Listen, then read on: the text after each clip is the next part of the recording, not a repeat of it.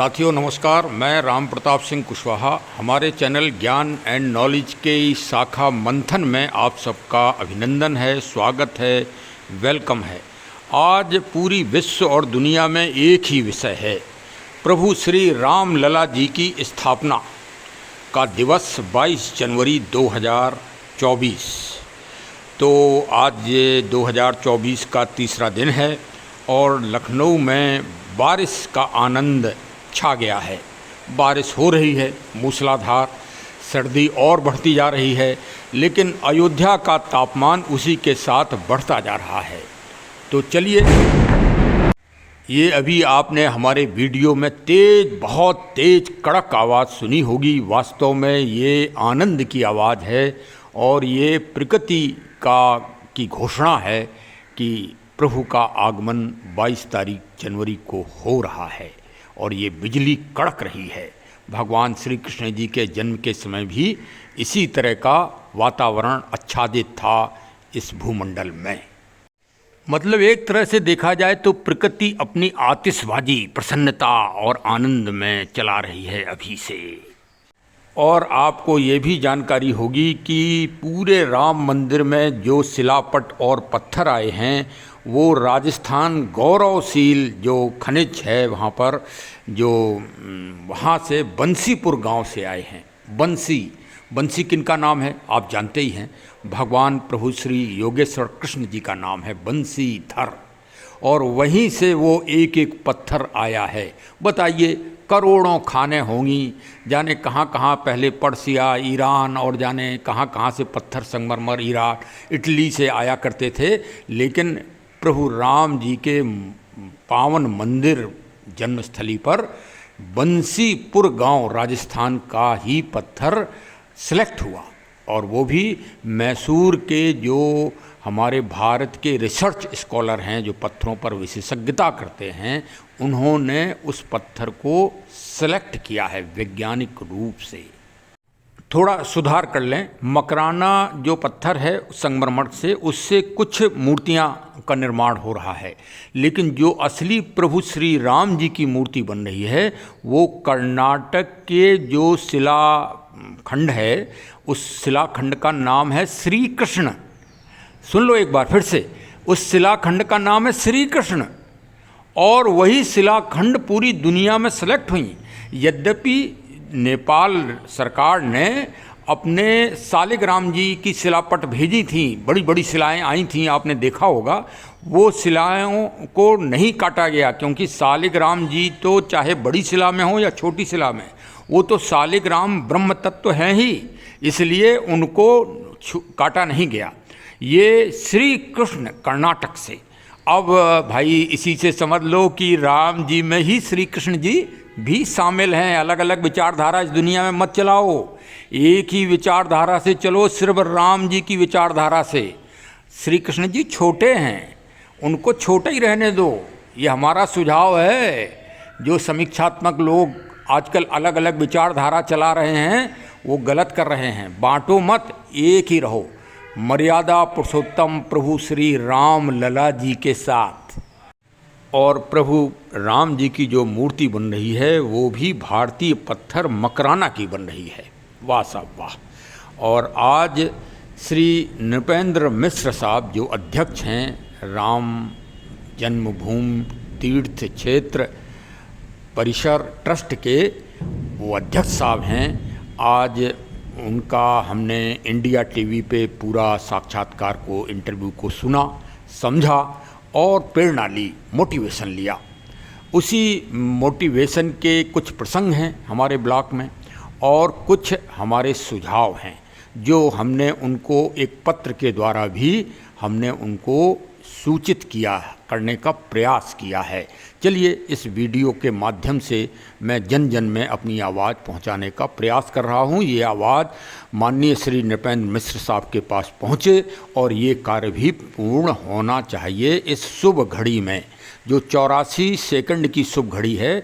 मतलब 84 लाख योनियां हैं इस दुनिया में, ना एक योनि कमी है ना एक योनि कम है। आज के वैज्ञानिक चाहे जितने बड़े विद्वान बन जाएं, लेकिन एक भी चीज़ जो वेद में लिखी है वो ना तो काट पाए हैं, ना कोई नई चीज़ ढूंढ पाए हैं इस पूरी दुनिया में। तो जो 84 सेकंड का मुहूर्त है कच्छप नक्षत्र में, वो 84 लाख योनियों का प्रतिनिधित्व करेगा।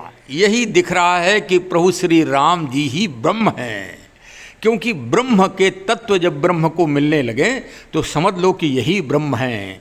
रावण अच्छी तरह से जानता था कि प्रभु राम वनवासी नहीं हैं, यही ब्रह्म हैं, लेकिन फिर भी उसकी बुद्धि तो भाई जैसी बुद्धि थी रावण की वो सभी लोग जानते हैं। तो वैसे ही हमारे समाज में कुछ लोग हैं जो ये बात मानने को तैयार ही नहीं हैं कि यही प्रभु श्री राम जी मूर्ति के रूप में स्थापित हो रहे हैं अपनी रामलला की जन्म भूमि में। तो चलिए भाई, ये संघर्ष 1528 से चालू हुआ और 21 मार्च 13 मार्च से ये चालू हुआ था। 21 मार्च को जो रामलला जी का वो था स्थान, पावन स्थान, जो विक्रमादित्य जी ने और पहले शताब्दियों पहले प्रभु के जन्म से बना होगा, उसको छीण वीण किया था थोड़े क्षणिक समय के लिए। क्योंकि देखिए बादल, पानी बरस रहा है तो काले बादल आते हैं, अब सूर्य ढक गया है, तो सूर्य हमारी आपकी नज़र में ढक गया है, लेकिन सूर्य तो निकला ही है। उसी तरह प्रभु राम जी का अस्तित्व तो है ही, क्योंकि आज हम 62 ईयर्स के हैं और जब से हमने होश संभाला तब से कोई दिन ऐसा नहीं गया जिस दिन प्रभु राम जी की चर्चा समाचार पत्रों में, पत्रिकाओं में, समाचार आज के चैनलों में, कई चैनल तो अपनी टीआरपी ही प्रभु श्री राम जी के नाम से बना रहे हैं इस समय। तो भाई तो यही सत्य है कि जब प्रतिदिन प्रति मिनट राम राम राम की चर्चा ही हो इस दुनिया में, तो फिर और क्या सत्य है। फिर भी हम लोग नहीं समझ रहे हैं, आँख बंद किए हैं। तो भाई किए रहो आप आँख बंद, कस्तूरी कुंडल वैसे मृग ढूंढे बनवाएं, वो तो कबीरदास जी कह ही गए हैं। माननीय श्री नृपेंद्र मिश्र साहब के साक्षात्कार को सुनकर यह आभास हुआ और ये मनोरमता प्राप्त हुई कि वास्तव में किसी भी बिंदु को उन्होंने छोड़ा नहीं है इस महान रचना में।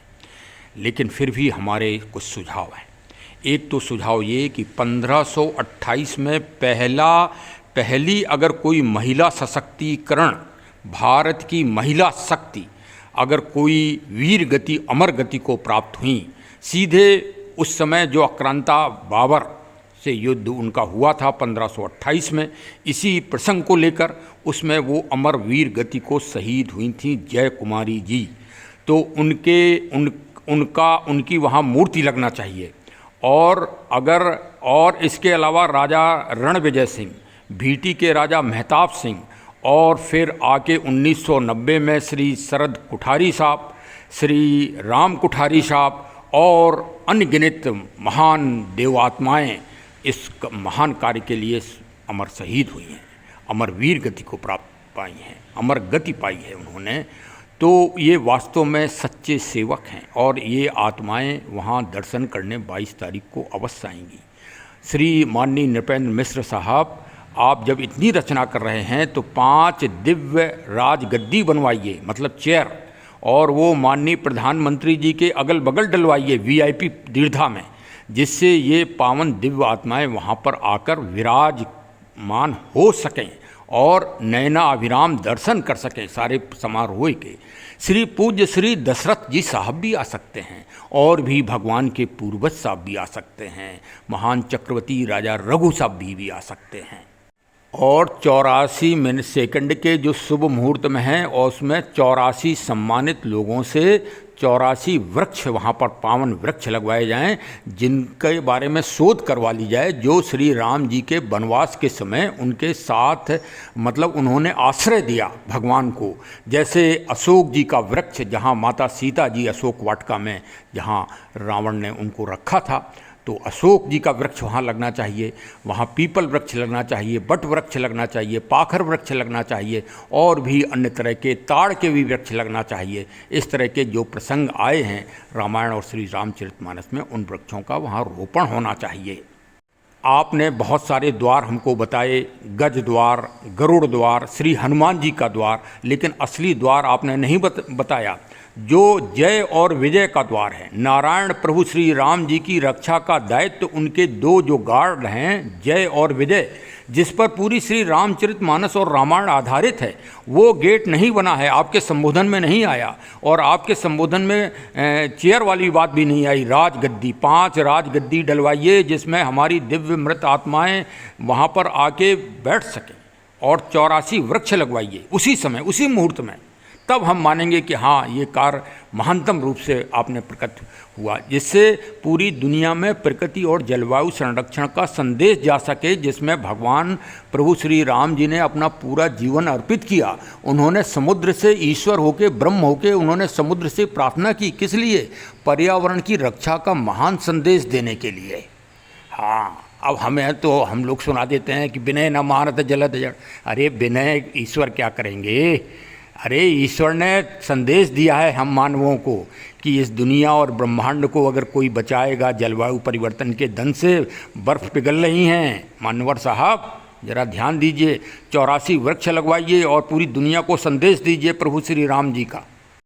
और चौथा आपको सजेशन कि जो भी भक्त आएँ वहाँ दर्शन करने पावन भूमि अयोध्या में, वो भगवान जी का एक ही नाम लें, श्री राम लला साहब को ही बुलाएं, क्योंकि अयोध्या के लिए प्रभु राम जी राम लला जी ही हैं। क्योंकि दशरथ और कौशल्या माता जी वहाँ विराजमान हैं, इसलिए वहाँ वो प्रभु श्री राम नहीं हो सकते। श्री राम जी का नारा न लग के श्री राम लला जी का नारा लगना चाहिए, और दूसरा नारा हनुमान लला जी का लगना चाहिए पावन भूमि अयोध्या में। बस यही हमारी 4 रिक्वेस्ट हैं। श्री नृपेंद्र मिश्र साहब, मान्यवर साहब, इनको भी पूरा कराइए, और जो प्रबंध कमेटी आपकी ट्रस्ट है उसमें भी पूरा कराइए। और एक और कमी 5वीं नज़र आई है कि प्राण जाए पर वचन न जाई, रघुपति रीत सदा चल आई। इसका प्रतिनिधित्व नहीं है आपके ट्रस्ट में। बस इसी में बहुत बड़ा सार हमने कह दिया। और इस विचारधारा को अगर निगलेक्ट किया गया इस भारत में, तो ये बहुत विचारधारा ही बदल जाएगी देश की। इस पे भी मान्यवर गणमान्य लोग समीक्षा करें, माननीय प्रधानमंत्री जी से लेके जो भी गणमान्य प्रबंधक कमेटी के सदस्य हैं, कि रघुपति रीत सदा चल आई, प्राण जाएं पर वचन न जाई। ये प्रभु श्री राम जी का ही संदेश है, और इनके वंशजों और इनके प्रतिनिधि को उसमें स्थान नहीं दिया गया है। ये एक अपमानजनक बात है, इस पे विचार करिए। चलिए साहब, हमारे चैनल से अवश्य जुड़ जाइए, इसी तरह नई जागृति पाइए, नई नई चीज़ें पाइए, और हमको शेयर कर दीजिए। बस हम तो भाई रिटायर्ड पुलिस वाले हैं। 2.5 दिन हमने वहाँ गर्भगृह में पंडाल के नीचे प्रभु के समीप ड्यूटी दी थी। उन वही कुछ अंश हैं, वो हमने आपको संबोधित कर दिए हैं इस ब्लॉग के माध्यम से। तो इस पे विचार अवश्य ही होना चाहिए, क्योंकि देखिए पंडाल के अंदर ना तो आप गए होगे ड्यूटी देने मिश्र साहब, ना ही कोई मान्यवर गया होगा, ना ही कोई पत्रकार बंधु गए होंगे। प्रभु के उतने समीप सिर्फ एक पुलिस वाला, एक दरोगा और एक पुजारी जी, 3 लोग ही जाया करते थे। उसमें मैंने वहाँ 2 साल ड्यूटी दी राम जन्मभूमि में, लेकिन 2.5 दिन ही ये हमें सौभाग्य प्राप्त हुआ। तो भाई उसी जो हमको अनुभूति हुई है उसी को मैं शेयर कर रहा हूँ। बहुत बहुत धन्यवाद। Thank you, thank you, thank you.